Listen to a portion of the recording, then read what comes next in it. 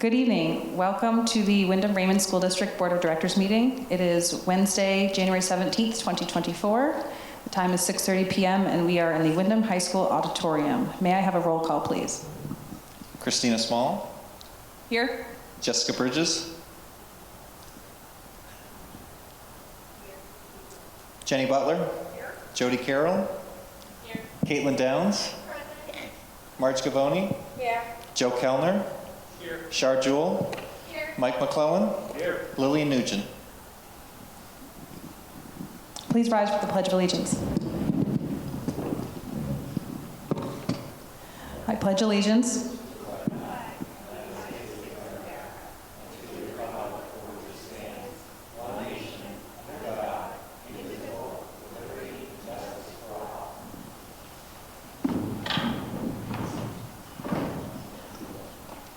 Are there any adjustments to the agenda?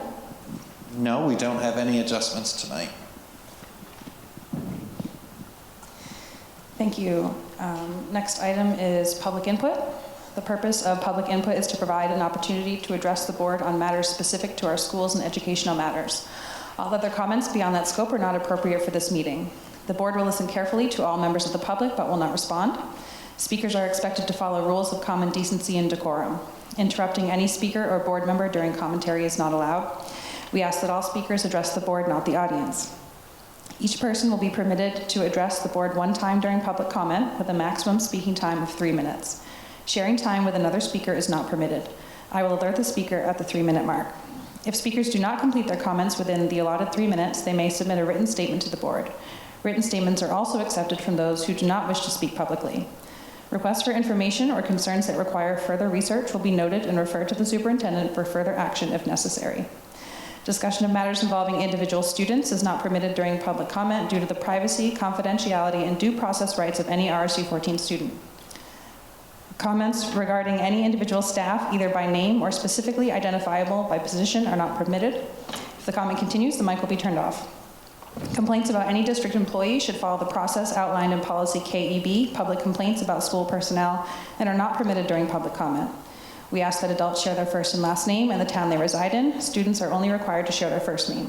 Thank you for joining us this evening. We look forward to hearing from you. Would anybody like to speak? Seeing none, I will close public comment. Moving on to superintendent's report. Thank you. So first of all, the reason why we don't have our new microphones tonight is that in the auditorium going on last weekend and this upcoming weekend is the musical Susical being put on by Wyndham Middle School.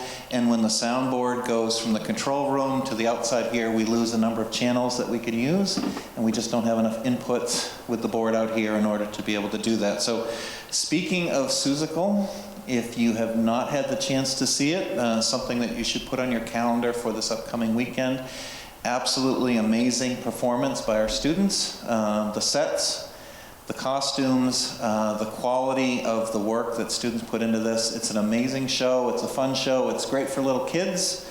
And I went on Saturday afternoon, and which I understand was the understudy show. And I couldn't tell the difference between an understudy and somebody who had that role. The kids did an amazing job. So a bunch of fun. If you get a chance over this next weekend to come and see it, be a good time to see it. But Middle School Susical is actually holding our microphone so that we can actually do what we had before. Just a couple other things to bring to the board's attention. I know in the past we've talked about filling some of our positions. One thing that we do have right now is we have our first full participant in the main apprenticeship program for EdTechs. We had a couple individuals who had started last year, but because of scheduling, were not able to start beyond the first month in the program. But within this program, we're able to hire individuals as EdTech 1s. They're provided free classes through the apprenticeship program through SMCC, in which they're attending over in Gorham. When they finish up their time, there'll be an EdTech 2, and then there's also a pathway if they want to go on to USM and then get their special education teaching certification. So it's great that we have somebody fully enrolled that's moving through the program, and we'll be looking to add additional people. It's a great opportunity for anybody who wants to go ahead and expand their credentials, who enjoy working with students, and that we will provide everything that you need along the way in order to support. With that also being said, right now with bus drivers, learned today that we have another bus driver who will be retiring at the end of February, Sissy has been driving in Raymond forever. Outstanding bus driver. She's actually Janie Cummings, where Janie Cummings lived in Raymond, her next door neighbor. But she will be retiring, which means we're going to have another opening. And just also want to throw out that anybody who's watching this on Access, we'll also start getting some blasts out. We've been running some ads in the paper. But we will take individuals who either have their CDL or are interested in getting their CDL, and we can train them all the way through getting that passenger and their school bus endorsement. So if there's anyone who's done any commercial driving and has thought about bus driving, we have somebody on staff who can do all the classroom work with you, can lead you through the testing, can do the testing for DOT purposes, and then can sign you up for your official DOT road test, and then you can become certified to drive a school bus. So anybody who's interested in that, we will offer that. We're also going to put out some blasts through Parent Square. Currently, we still are running ads at Smitty's, and we are running ads in the Eagle, which we did receive an applicant last month who's now driving for us. So they're continuing to push that out. A couple other things, and Marge and Joe and I had the chance to attend the vocational meeting and this past week, but just some work that Cumberland County superintendents have been doing with the Cumberland County principals.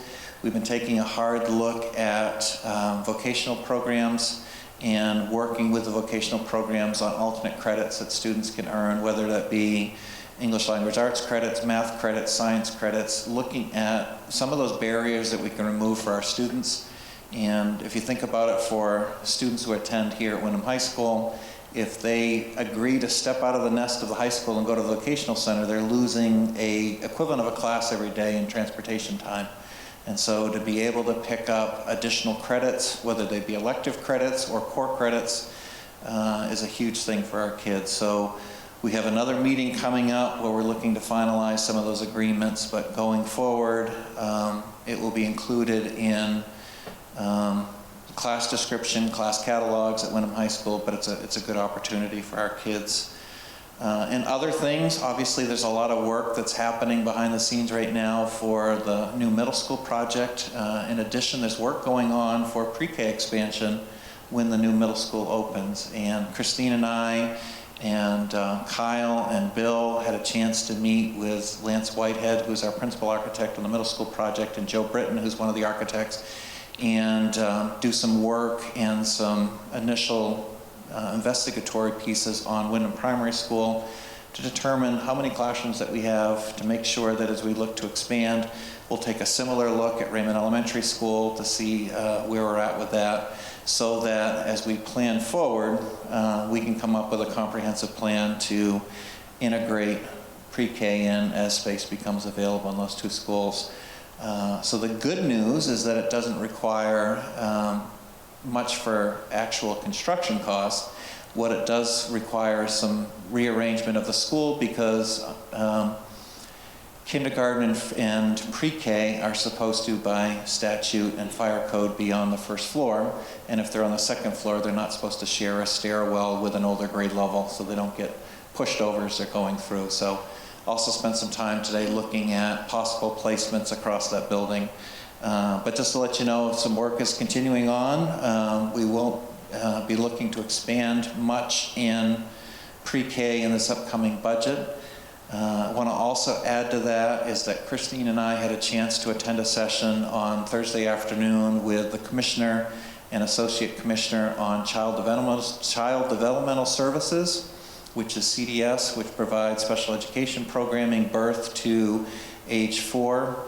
Right now, the state of Maine is looking at incorporating that requirement to provide services and those services over to the school side.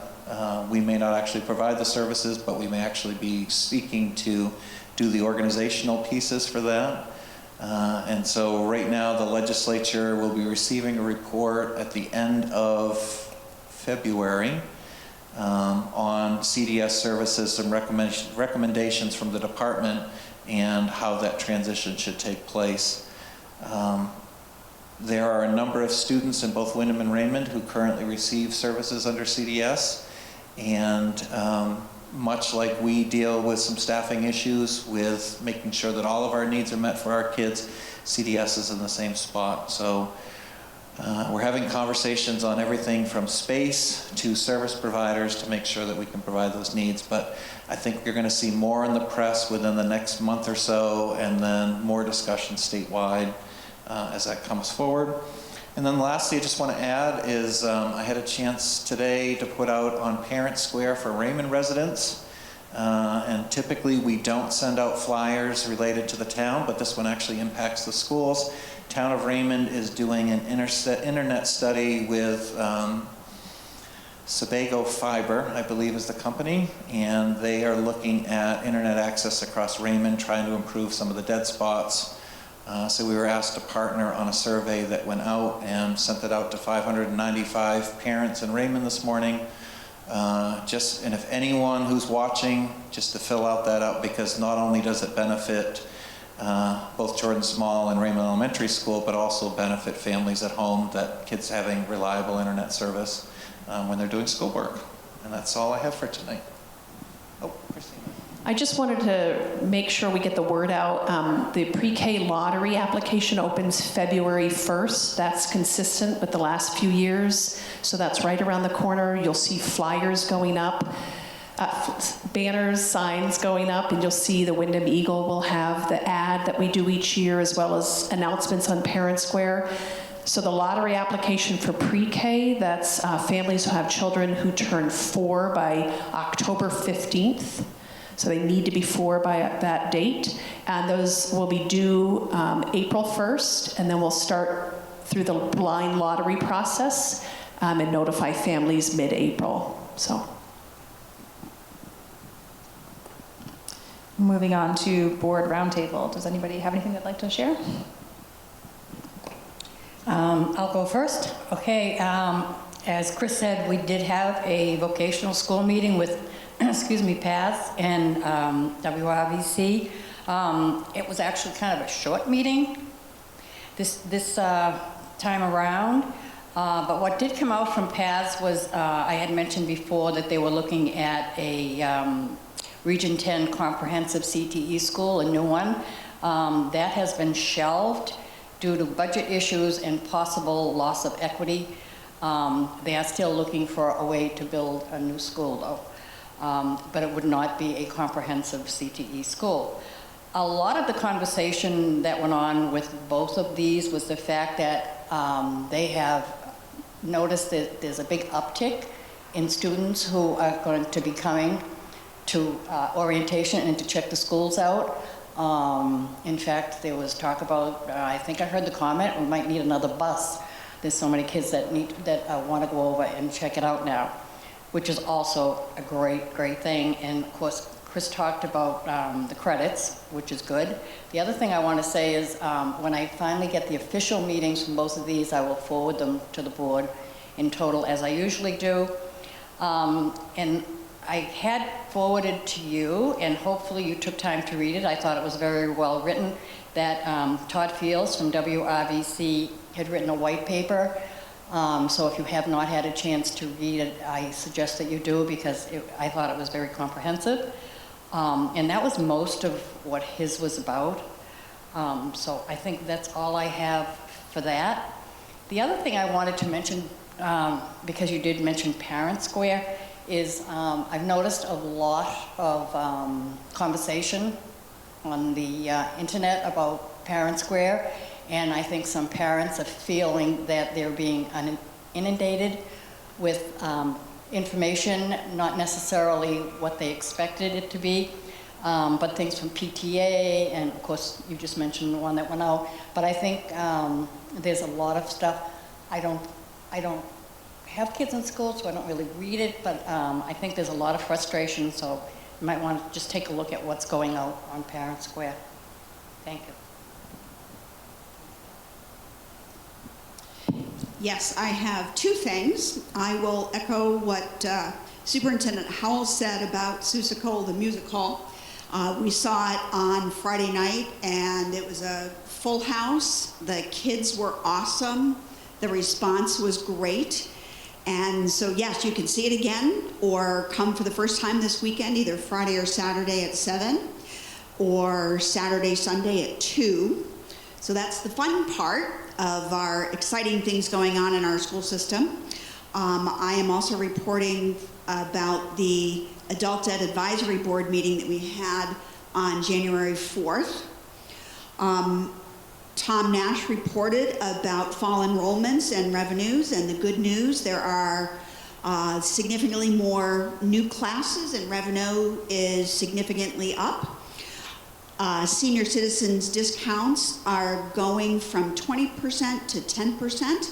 They had done some looking around and data mining to see what other districts were doing, and so the Wyndham Raymond Adult Ed is going to be similar to what the other ones are now. And of course, anyone facing financial hardship can still apply for scholarships or a waiver of some fees.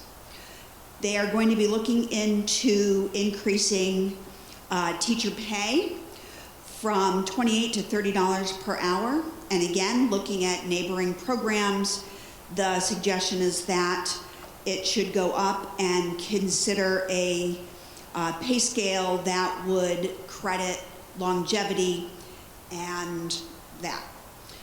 Looking ahead to the fiscal year 25 budget, they had been receiving grant money for some of the ESOL and MLL, so English as a second language or multi-language learner population, to support that, and they won't be getting that any longer. So we'll be seeking approximately $15,000 to $20,000 in additional funding to help pay for that deficit. And of course, they'll keep us posted. We'll see all about it. The other thing, graduation is going to be on June 13th at 6:30 right here. And I sent a complete update with these attachments earlier around 5 o'clock. So yes, have fun. Thank you. Who's next? Good evening, thank you. Excuse me. So I want to start by sharing some appreciation to fellow board member Marge and Superintendent Howell for joining me as I toured every one of our schools over the past 2 weeks. And I have to say, holy cow, was it a whirlwind. You know, it's one of those things, you really don't know what you don't know until you see it in action. And there's so much that's going on in our schools, and so much good, and also opportunity. And I just want to share a few observations, if you'll allow me a couple of moments. First, you know, the things that we probably don't notice right away, but as I was looking around the schools, I realized that probably on the third or fourth school I was in, every single school was incredibly clean. There's no, all the paint is up to date, there's no dirty ceiling tiles, and it's little things like that that just make the space feel good, feel like a good place to learn in. And I want to just specifically recognize the facilities team. That's a monumental task to do that.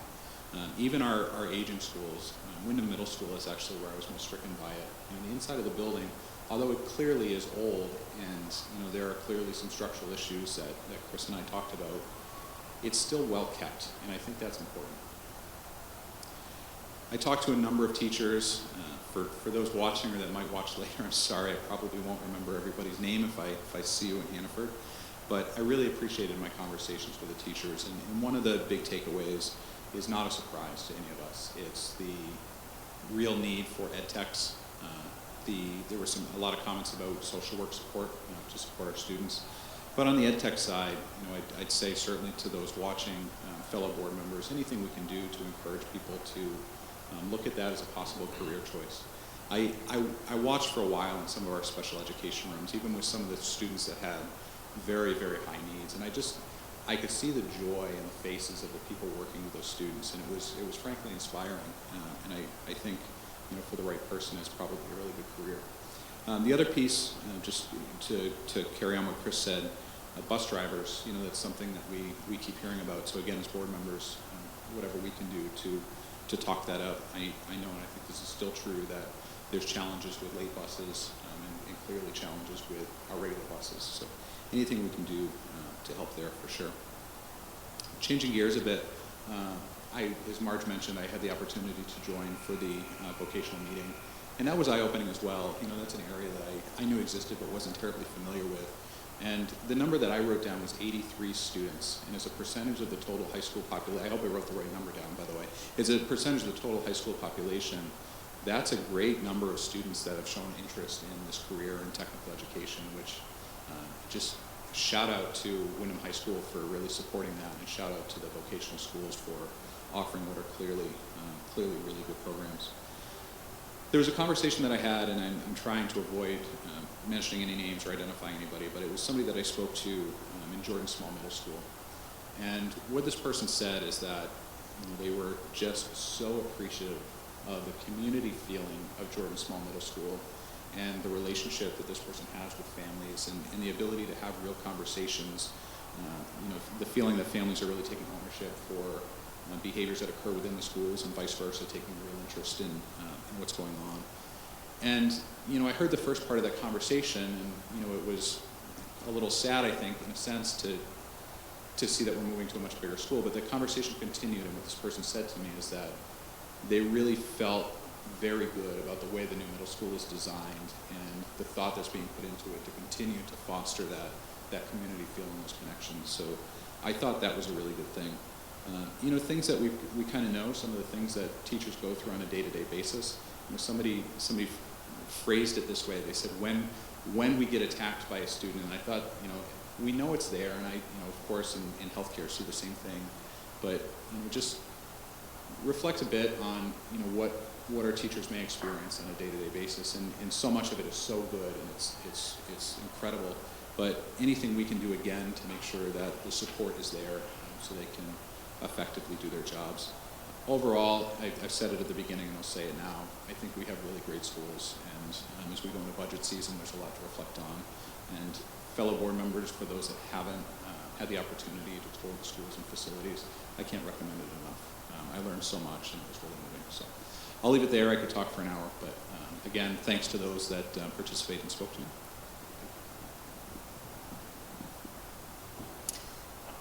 So just to tag along with some things that Joe mentioned,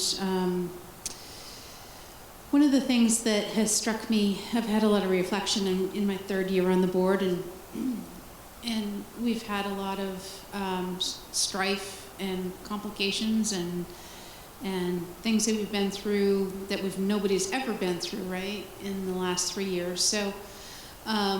And one of the recurring conversations that we hear from staff and students and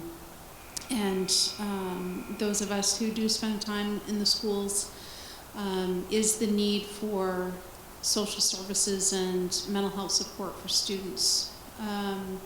So as we are moving into budget season, I think that's, again, as Joe mentioned, that's something that we really need to think about, and what do we need to support students with, what's important, what takes a priority over other things, because obviously we don't have an unlimited means in our community. But one of the things I'd like to see for a future presentation is from the group that handles all of that, and kind of give us some data around what types of issues, how often, how much, depending on the school and the age group, and what the needs are to support the kids.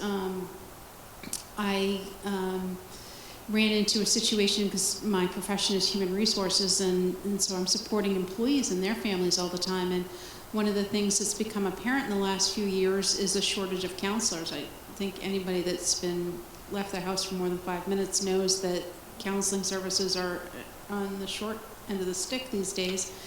And so we, as most employers, have an employee assistance program, and what this parent ran into, or employee ran into for their child, was they went through our EAP service, which is a very, very good benefit. It's a very robust benefit that we offer as an employer.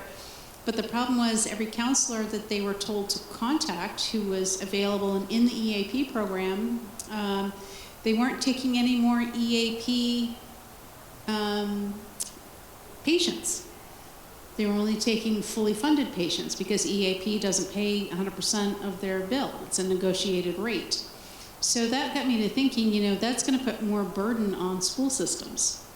So I think it would be valuable not only for us as a board as we make budget decisions going forward, but also for the community to understand what the need is, what the real day-to-day need is, and the types of issues that staff and counselors are running into. I think that a lot of us can be pretty naive about what a lot of the community goes through on a day-to-day basis. And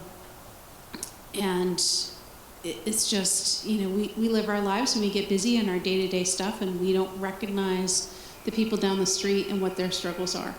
So I think it would be valuable to have that data and have conversations. Thank you. Anyone else? Go ahead, Jody. So I want to just reiterate the support for social work. I've mentioned that before in the last couple of meetings, and certainly we've heard from our administrators and from Chris yourself about losing some of those contract services and that support piece. So even though we brought in social workers in some of our buildings last year and funded those positions, we lost services on the contract side, so support that message as well. The other thing I just wanted to note was I'll send an update for technology in an email for the board team, and if you've got questions as a follow-up, just send me a note, but there's a lot of detail in that, so I'll save that for an email communication. Chris, you and I spoke about this maybe last week, the week before, just like to understand the process for the compensation for our substitute teachers, and just the idea of how as a team we decide the compensation that we offer and where we're at in the marketplace. And as a concept for retention, we talked about bus drivers, support services, and substitute teachers is another area that I've had feedback from. And again, it's side-by-side parents, you know, would stand at the soccer field and there's conversations and people mention things and you acknowledge those things, but just that sense that early in the year that they were already feeling as though they were taxed. And so that's something just in concept, if we have the opportunity, I know that's on your list for this year in terms of looking at retention, but substitute teacher compensation would be something I'd be interested to see what latitude we would have going into budget as well. And that's all for tonight. Are we ready to move on? Okay, next up is report of the secretary. May I have a motion, please? I apologize, I skipped committee reports. Finance. So yes, we had a finance meeting this evening before this meeting, and we did some general education about the upcoming budget process, as well as discussion about the pending audit and the results of that, and steps that need to be taken to remediate the couple last pieces that are missing to complete that. Facilities. We have not met, but I do want to remind everybody again that the finance, facilities, policy, and curriculum agendas and minutes are on the RSU 14 website. So even though we do give an update here, if you want to see the full meetings, if you go to the website, you can see them, plus past ones. Policy. So policy met on January the 8th, and we always have big hopes for what we're going to get done. We really had a long list, and will be no surprise to hear that we continued our work on the IJJ policies around material selection for our libraries and for curriculum, and we were able to complete what we feel is the final draft for the curriculum side. So the IJJC policy for selection of curriculum materials. So that we hope will be presented with IJJL, which is on our next agenda. There are a couple of exhibits that the board will see, and those are just some internal processes that will include, but hoping to, on January 22nd, continue our work on the feedback that we've gotten from the lawyers on the policy for IJJ library material selection on L, and hopefully have it on our agenda in the next, well, it'll be maybe early February. To be determined, but in any case, you can expect that. It's important also to note that although I trust that everyone reviews our policies in great detail before we look at them for readings and revised readings, these are really important policies. We've worked on them for a number of months as a team, and although we've had a lot of meet and consult work done on them, it's important that each board member really does take a good look at them when they're released to you, so that we can have a fruitful discussion and look at them in terms of how they're used and thinking back how the process worked last year and how it would work with this policy as we've written it going forward. And that'll include some of those exhibits. So we will meet January 22nd and continue our work on that. And curriculum. So the curriculum committee.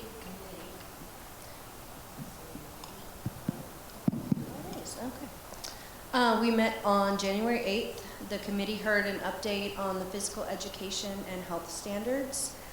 With the new main learning results, they're aligned with the national phys ed and health standards, and the staff are updating their curriculum guides and units to reflect those new standards, and those will be posted this summer to reflect for the next school year. The committee also heard from grade 4 and 5 staff from Manchester, Raymond Elementary, and Jordan Small Middle School.